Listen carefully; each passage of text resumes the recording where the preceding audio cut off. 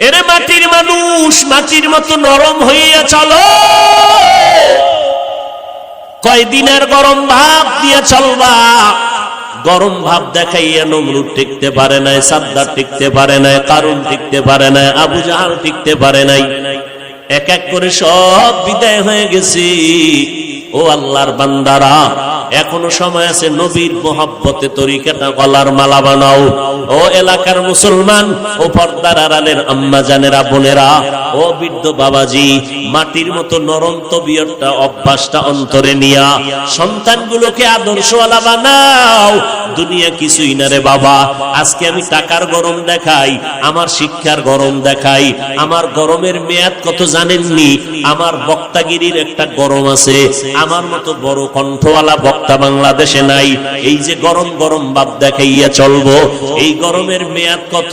আজরাইল আসা পর্যন্ত। আজরাইল যখন এসে হাজির হয়ে যাবে, তখন তিনটা সাদা কাফন আমার জন্য রেডি হয়ে যাবে।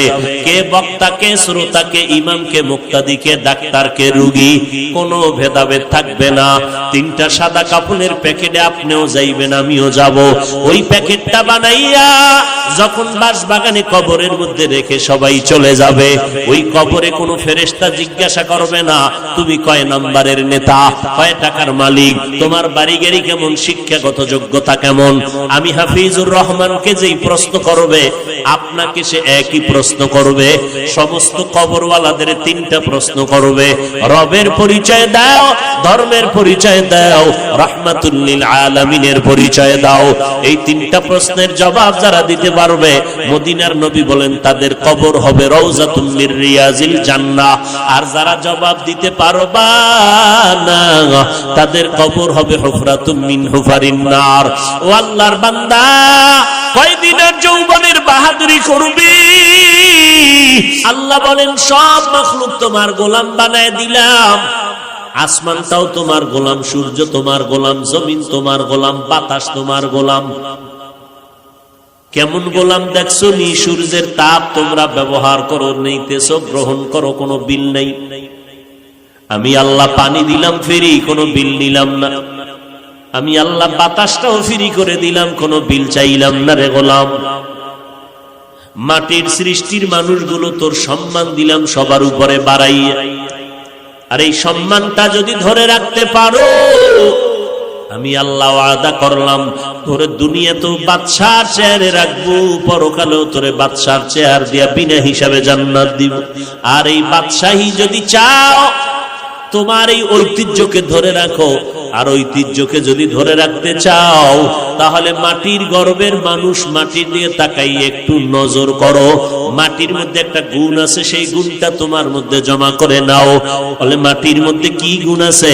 নজর করিয়া দেখো। একটা জমিনেরে 13 বার জাল দলিল দিয়া বিক্রি করিয়া দালালেরা কত টাকা খাইল?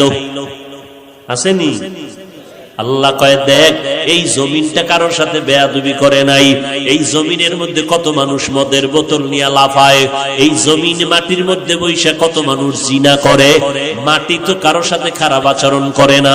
যত জুলুম অন্যায় অত্যাচার গুলো ধৈর্যের সাথে মেনে নিতেছে। মাটি যদি মেজাজ গরম করে, দুনিয়াটা ধ্বংস করতে একটা সেকেন্ড লাগবে না। শরীয়তপুরের মানুষগুলো মাটি আর বাড়ি সহ পানির মধ্যে চলে গেল।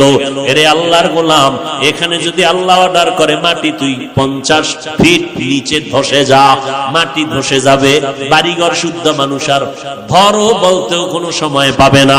আল্লাহ তাআলা বলেন মাটির মধ্যে তাকায় দেখ, এই মাটির মধ্যে একটা গুণ আছে। এই মাটি যত জুলুম করা হয়, কারো সাথে খারাপ আচরণ করে না, বরং নিজের ধৈর্যের পাহাড় হইয়া সব মেনে নেয়। ও মাটির মানুষ,